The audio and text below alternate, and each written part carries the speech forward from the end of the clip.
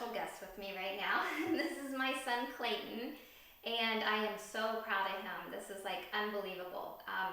He'll tell his story. He bought this home. We're getting ready to put it on the market.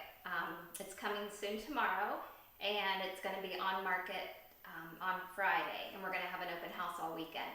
But I wanted you to hear, from someone's side that actually he's a millennial that just had a goal to buy his first house by the time he was 30. He did that, but we're actually turning it around, and he is going to be making, much more money than what he ever dreamed of in just a few months. So maybe if you can tell everybody a little bit that what it went into it, and yeah, super proud. This is Clayton. Hi. So I bought this house about 6 months ago, back in the fall. At the time, I was renting an apartment for over $1,000 a month, and kind of just figured it was time to put that money to use with a mortgage and something that's going to be a long-term investment. So I got this property, and I got kind of lucky, and is the first property that I looked at. Ended up being a pretty good deal in a good location, and close to German Village, where I have a lot of friends. So I was already down in this area quite a bit, and with finding it so soon, I actually had a few months where it overlapped my lease. My original plan was to kind of renovate it one room at a time as I lived in it, but then getting it for about 3 months ahead of schedule, basically, I decided to just do the entire thing before I moved in, and it actually, timing-wise, worked out pretty well. So it took me about 4 months. I did a lot more than I had originally planned, but it turned out awesome. So this room, for example, used to be 2 rooms. Where we're sitting was the dining room, and over here was the existing small kitchen, and there's actually a wall that went right in the middle of the island. So going right into it, I knew I was going to knock down the wall, but I planned on at least keeping the current walls that it had, and the current windows and everything. And the more I got into it, is might as well fix this, and then I'll replace this, and just how much better it would look, and kind of just running like the cost benefit analysis. But my original plan all along was to live in this for a few years, and then once the area kind of improved, I would eventually have this as a rental property. So now, with the market being what it is, and the comps are going for quite a bit higher than I had even expected 6 months ago, so at this point I'm looking to list it, and that would give me quite a bit of cash back that I could use for other properties now that I've done my first one and kind of figured it out. And I've been fortunate enough to have my mom and other connections that are in real estate and developing, and with general contracting companies and stuff. So I was very fortunate to have a lot of friends who I was able to bounce ideas off of, and gave me their contacts, and gave me their opinion, and basically their free or cheap advice. And so that helped me out a ton, and kind of put me way ahead of the curve, I think.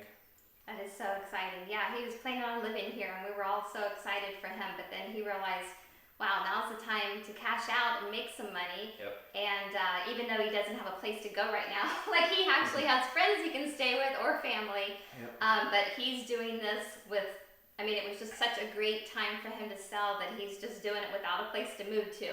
This really is a video just to tell you first-time home buyers out there, we want to always buy low and sell high, right? So you're definitely selling high, and you found a great deal to get it low. So he is making over $50,000.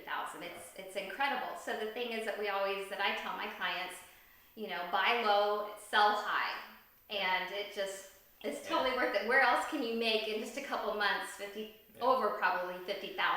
Well, and what's funny about this property, I really didn't get it at a steal of a price. I didn't buy it with a flip in mind, and I bought it with a long-term plan in mind, and the long-term appreciation of being so close to German Village, where the prices are pretty wild. So, but I got pretty lucky in kind of getting in at the right time. I got it a little bit undervalued, but then all the houses around me, actually the house on both sides of me currently is being worked on right now and renovated. So the area is going through a ton of changes. So even in the last 6 months, the comps have gone way up from where I expected. So it definitely was a pretty good deal, but it definitely wasn't a home run. It wasn't one that I had a flip in mind, but just the market conditions, which you can never really predict, kind of turned out favorably for me. And the thing is, I don't know if anybody knows really about what's going on with the comps. So when we do comps in a neighborhood, we're only going back 6 months. We're comparing it with properties. So a two-story is comparable with another two-story, preferably in the same neighborhood. If it's not in a neighborhood, then at least main roads. We don't want to go outside of main roads. And square footage, we're going to stay within 200 square feet above or 200 square feet below. And so we're looking at the closed properties. We're not looking at the homes that are in contract or on the market for sale. We only go off of closed. That's what an appraiser is going to do, is go off the closed. And the market, the buyers dictate the market. It's whatever a buyer is willing to spend on a home. So say you live in a home and you know that your next door neighbor sold for $50,000 over market value. Hey, it's just like I'm writing you a check for $50,000 because everyone in that neighborhood just made $50,000. That's how crazy it is going right now. So definitely, they always say the best time to buy was yesterday, and the second best time is today, right? Yep. Do you have any further things to say to anyone that's kind of like hesitant? Maybe they're a renter and they're kind of scared to jump into their first time home, buying a home. And do you have any kind of advice or anything for them? I mean, just do it. I know that sounds kind of silly and like what everyone says, but I had thought about doing this, or I'd wanted to do this for years, and just never really thought the market was right. And I was, just working towards saving as much as possible, and then eventually said, all right, now I'm actually going to take action. And it's hard to predict the absolute best time, and everyone wants to get in at the very bottom and avoid the very top, but in reality you don't really know the bottoms or the tops. So the best thing, just get started, and then give yourself make sure you surround yourself with a good network of, if you are wanting to do renovations. I went into it somewhat blind. I mean, I had never done anything like this, but I knew that I had connections that had, and friends and family that would be willing to help me. And so that helps you a ton. And then that the internet is a powerful tool as well, where you can find out how to do pretty much anything, or at the very least find reputable companies or contractors that can help you do the work where you may fall short a little bit. Yeah, it's crazy. You put in water lines, new electric. You definitely learned a lot, so you're going to be ready for your next Yep. one for sure. Yep.